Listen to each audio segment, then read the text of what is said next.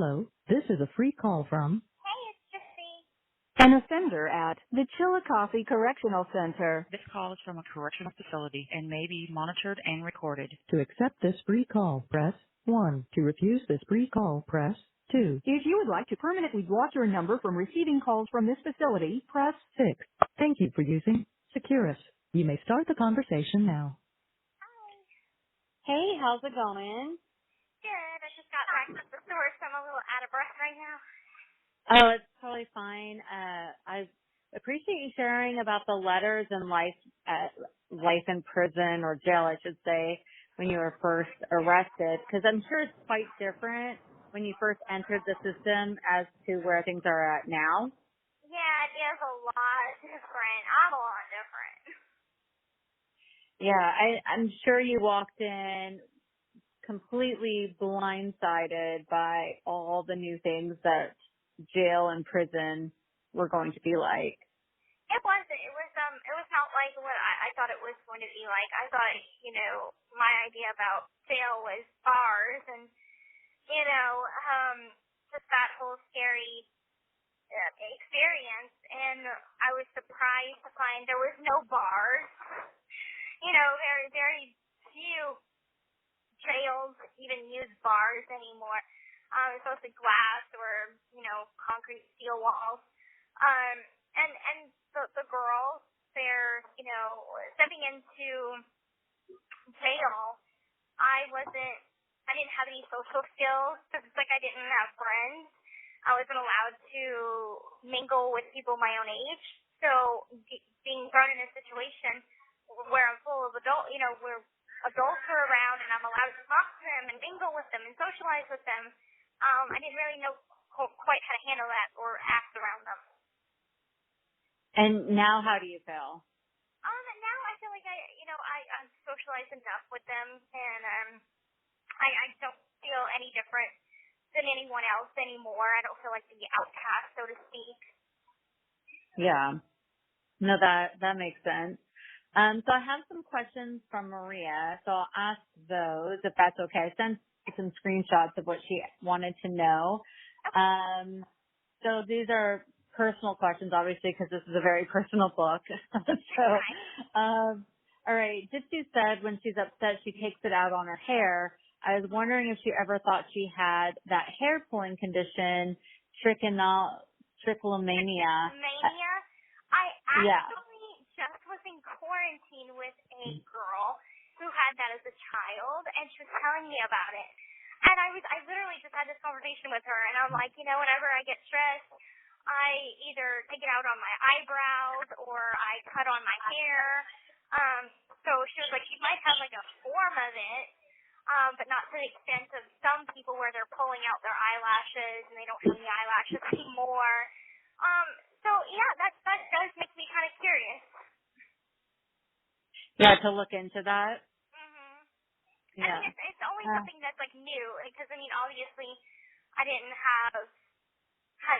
wax off my eyebrows or nair off my eyebrows when I was with my mom. She did all that for me. Yeah, so I wanted to go into that.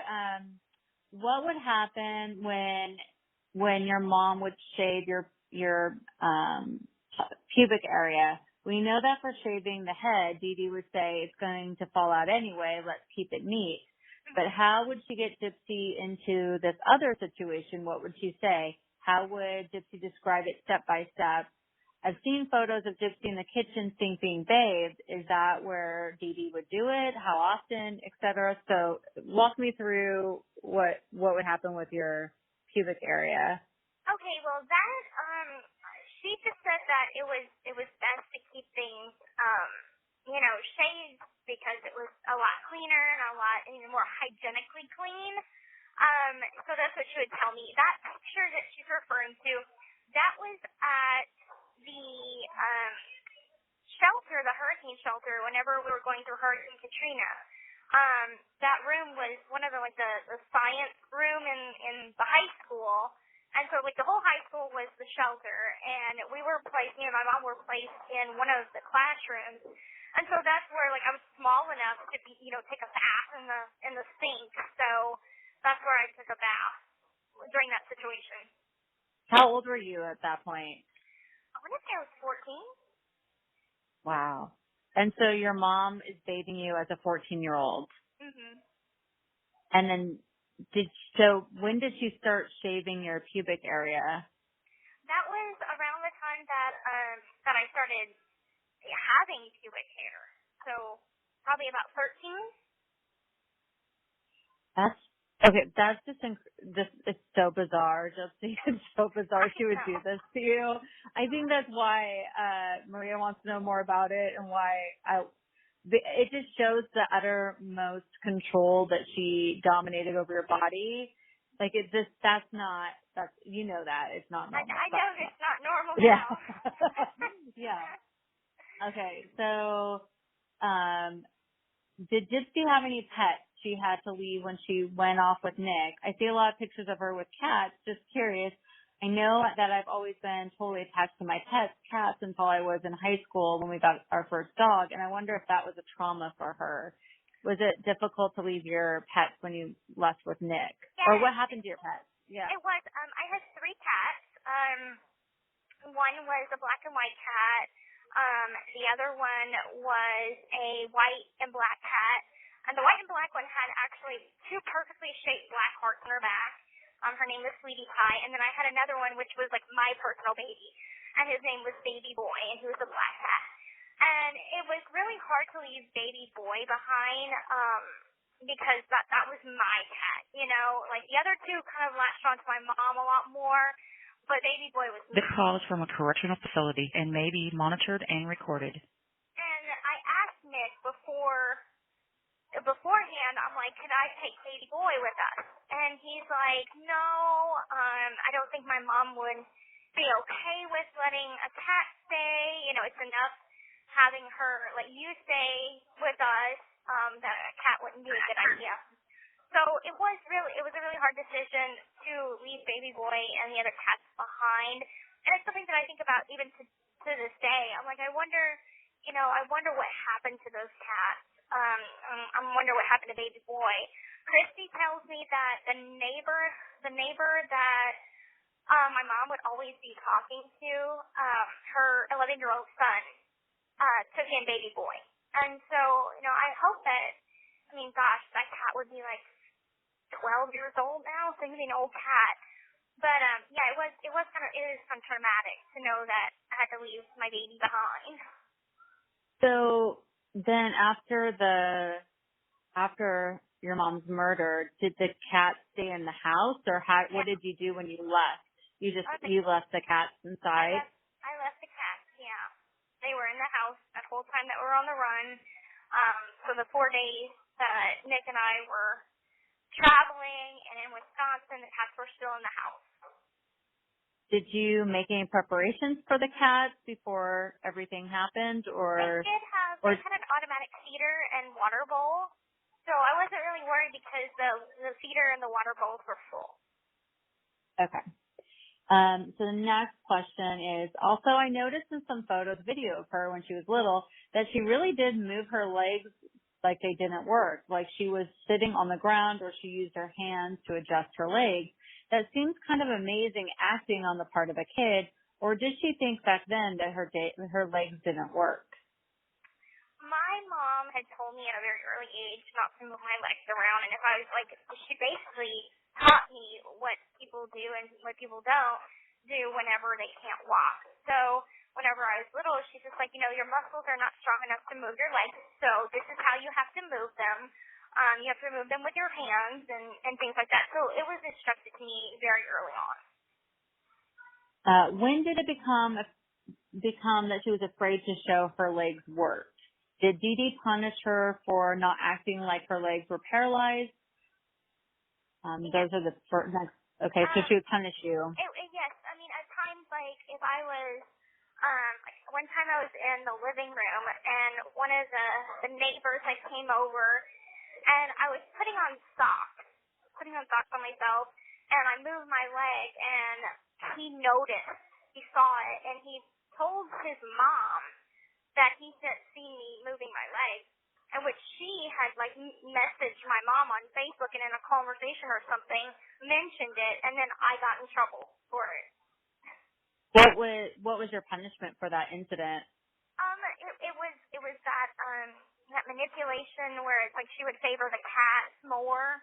Like, what did you say that was called again?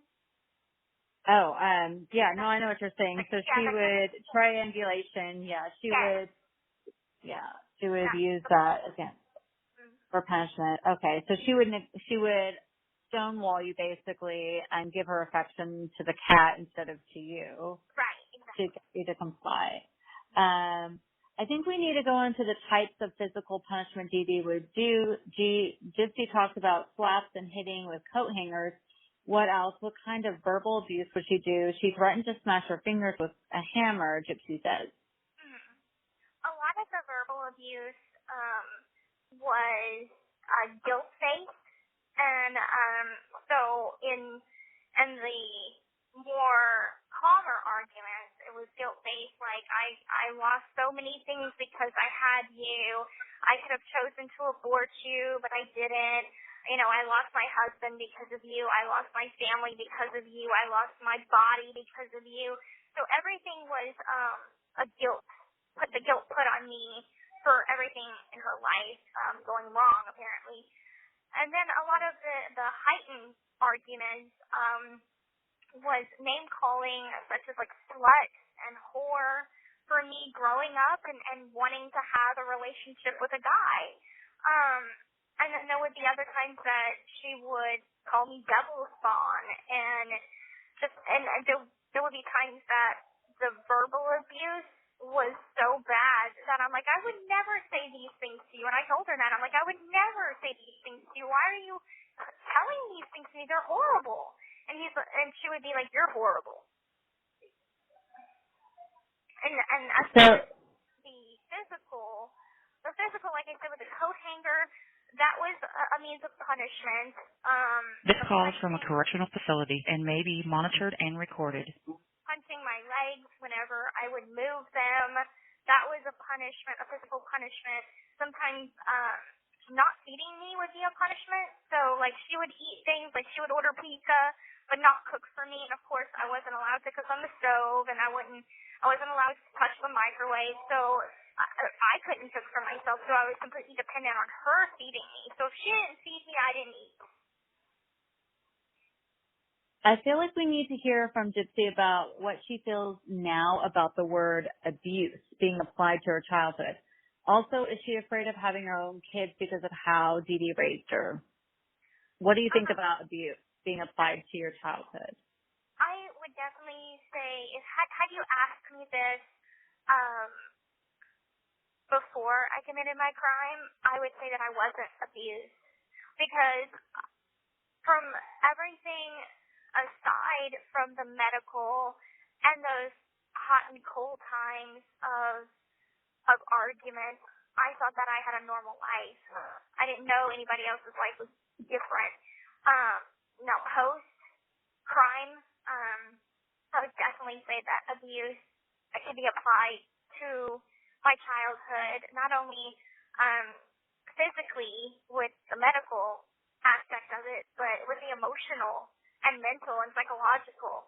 I think I feel like I have all the abuse rolled up into one, because there's different things that happen to me that could be pegged as that. I am not comfortable with calling my mom a bad person for abusing me. I don't think that she was a bad person for abusing me. And I'm not saying that people that abuse their children are bad people. I just kind of feel like in my mother's situation, she was very... You have 1 minute left. And as for worrying about my potential to do the same to my kids if I ever have kids, I'm not worried about that because I know that I'm not that way. If anything, I know what not to do with my kids.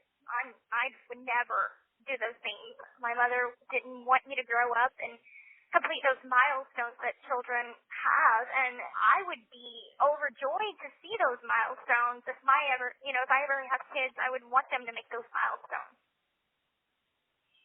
Do you speculate about how life would have been if you had reached out to Rod and gone to live with him before the point of killing DeeDee?